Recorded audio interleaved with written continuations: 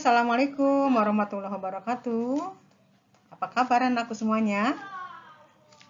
Baik ya. Anakku, hari ini kita coba untuk membahas tentang pola pewarisan sifat pada makhluk hidup ya. Bagaimana sifat ini dari induk bisa diturunkan kepada orang tuanya, kepada anaknya. Nah, tentunya materi ini pernah dibahas beberapa minggu yang lalu. Sedikitnya kita review bagaimana seorang Mendel, bapaknya hereditas, berhasil menyilangkan beberapa ciri makhluk hidup. Dalam hal ini dia mengambil contoh kacang ercis dengan berbagai macam variasi sifat yang dimiliki induknya, bagaimana dia turunkan kepada anaknya, ya, kepada keturunannya. Nah, sekarang kita coba kasih definisi dulu apa itu hereditas. Hereditas adalah pewarisan sifat baik secara fisik, biokimia, perilaku dari makhluk hidup kepada keturunannya. Nah, kita tahu bahwa sifat-sifat tersebut yang diturunkan dari induk kepada anaknya itu dikendalikan oleh yang kita sebut dengan DNA, yaitu deoksiribonucleic acid, di mana kita tahu juga bahwa DNA ini terdapat di dalam gen. Ya. Nah, masih kita bahas tentang hukum Mendel. Nah, nggak lepas ya dari hukum ini. Ada dua yang kita tahu, yaitu hukum Mendel 1 yang diberikan contoh pada persilangan monohibrid, dan hukum Mendel kedua di mana Mendel berhasil menyilangkan beberapa sifat pada makhluk hidup yang lebih dari satu sifat, kenal kemudian di hibrid. Ya. Nah, hukum Mendel 1, Mendel memberikan contoh pada persilangan tanaman kacang ercis dengan sifat sangat kontras ya, satu berbiji bulat dan kacang ercis berbiji keriput. Nah, ini satu sifat beda saja, di mana bulat bersifat dominan terhadap biji keriput. Dinotasikan sebagai berikut: bila biji bulat dengan B besar B besar dan biji keriput dengan B kecil, maka pada filialnya didapatkan biji bulat penuh ya, jadi 100% semuanya biji bulat. Manakala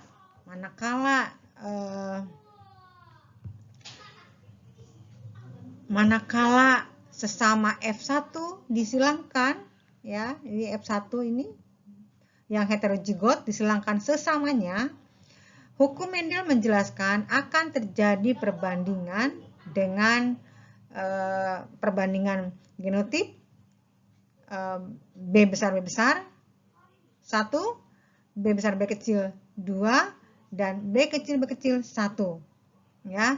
Sementara fenotipnya diperoleh sebagai biji bulat 3 dan biji keriput 1 ya. Ini menandakan bahwa B besar sebagai sifat dominan ya, tidak akan muncul dia sifat si resesif ini kalau dalam posisi dia heterozigot ya, atau kalah ya sifat dari biji keriputnya. Baik, perhatikan untuk contoh yang lain. Pada hukum Mendel 1 juga terjadi peristiwa yang kita kenal kemudian dengan intermediate, di mana terjadi seperti menyimpang dari hukum Mendel 1 ya, ketika disilangkan antara Mirabilis jalapa merah dengan Mirabilis jalapa warna putih, akan menghasilkan individu F1-nya adalah merah muda, jadi baru sifatnya ya. Manakala merah muda disilangkan dengan merah muda, diperolehlah dengan perbandingan genotip 1 M besar M besar, 2 M besar M kecil, 1 M kecil E kecil. Tetapi pada fenotipnya ternyata perbandingannya tidak seperti tadi yang dominan penuh ya. didapatkan sebagai merah 1, merah muda 2, dan 1 untuk putih. Nah, ini menyebutkan sebagai sifat intermediate, ya. Kita lanjut pada macam-macam perkawinan pada hukum Mendel. Dikenal dengan hukum perkawinan resiprok.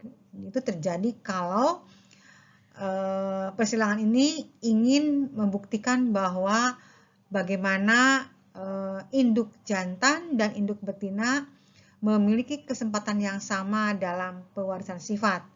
Contohnya ini, ya, ketika individu betina kuning disilangkan dengan individu hijau yang dominan, akan didapatkan semuanya hijau. Manakala sesama F1 disilangkan, seperti tadi, didapatkanlah hijaunya 3, satunya kuning. Pada persilangan resiprok, di mana P1, salah satunya kita ambil P1 itu adalah yang hijau, disilangkan dengan yang kuning, ya, kemudian dihasilkan yang hijau tadi. Jadi pada F1 dengan F1 yang hijau disilangkan sama hijau, dan diperolehlah kesempatan yang sama, yaitu hijaunya 3, satunya kuning, ya. Jadi perkawinan resiprok itu adalah merupakan perkawinan kebalikan dari yang semula, ya. Kemudian kita lihat dengan apa yang disebut dengan backcross. Backcross itu adalah perkawinan balik di mana F1-nya disilangkan dengan salah satu induknya, ya. Jadi anaknya disilangkan pada induknya. Contohnya tadi si hitam B besar B kecil disilangkan salah satu induknya. Kita buatkan saja nih induknya dalam tanda tanya. Kita tidak tahu ini induknya apa, bagaimana genotipnya. Tetapi kita dapatkan F2-nya, hitamnya dan putihnya 1:1. Berarti bisa ditentukan ternyata induknya hanya ada satu kemungkinan, yaitu B kecil, ya, karena perbandingannya 1:1, ya. Nah, perhatikan yang berikut, disilangkan B besar B kecil dengan induknya yang kita rahasiakan, yang kita tidak tahu, dihasilkan induknya F2-nya adalah hitam dan hitam semuanya, ya. Berarti bagaimana individu ini genotipnya? Ternyata ini yang memungkinkan hanya B besar, B besar. Jadi ini yang disebut dengan perkawinan backcross, ya. Baik, selanjutnya anak semuanya, bagaimana dengan uji silang test cross, ya? Nah, uji silang ini adalah perkawinan antara F1 dengan induknya yang bersifat homozigot resesif. Contoh dalam hal ini adalah sebagai berikut, ya. Kita belum tahu ini genotip si individu ini, ya. Ketika disilangkan dengan genotip yang fenotip yang hitam, yang putih, ternyata pada F1-nya didapatkanlah H besar, H kecil atau semuanya 100% hitam. Berarti secara uji silang ini bisa disebutkan yang kita belum tahu kondisi genotip ini, ternyata bisa dipastikan dia adalah tikus hitam tersebut adalah homozigot, gitu, ya. Itu adalah test cross. Nah, kalau kita perhatikan, ternyata tidak semua hukum Mendel ini berjalan mulus sesuai dengan hukum tadi 3:1, atau nanti pada hukum Mendel kedua akan tidak memenuhi kriteria 9331, ya. Ini berarti ada yang kita sebut dengan penyimpangan semu hukum Mendel, ya. Baik, kita jelaskan satu persatu bagaimana penyimpangan semu hukum Mendel ini terjadi. Kita bahas satu, yaitu epistasis hipostasis dulu, ya. Baik, perhatikan, epistasis dan hipostasis terjadi karena ada gen atau sepasang gen yang menutupi ekspresi gen lain yang tidak sealel, ya. Nah, yang menutupi ini kita sebut dengan epistasis, sedangkan gen yang dikalahkan, yang tertutupi namanya hipostasis. Nah, macam epistasis dan hipostasis ini kita kenal dengan epistasis dominan dan epistasis resesif, serta epistasis dominan dan resesif. Ya, baik, perhatikan sekarang untuk epistasis dominan, ya. Ini saya berikan contoh pada persilangan umbi bawang gen A, ya, gen A besar epistasis terhadap gen B besar dan B kecil. Gen A besar ini dia bersifat dominan dan menentukan warna merah. Sedangkan B besar ini adalah gen dominan yang menentukan warna kuning, ya. Tetapi ingat, si gen A besar ini menutupi gen B besar.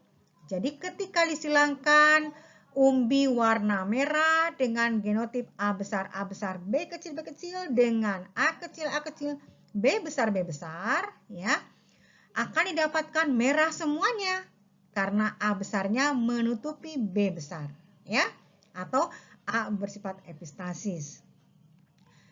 Coba kita silangkan bagaimana yang merah ini, yang A besar, A kecil, B besar, B kecil ini, kita silangkan sesamanya.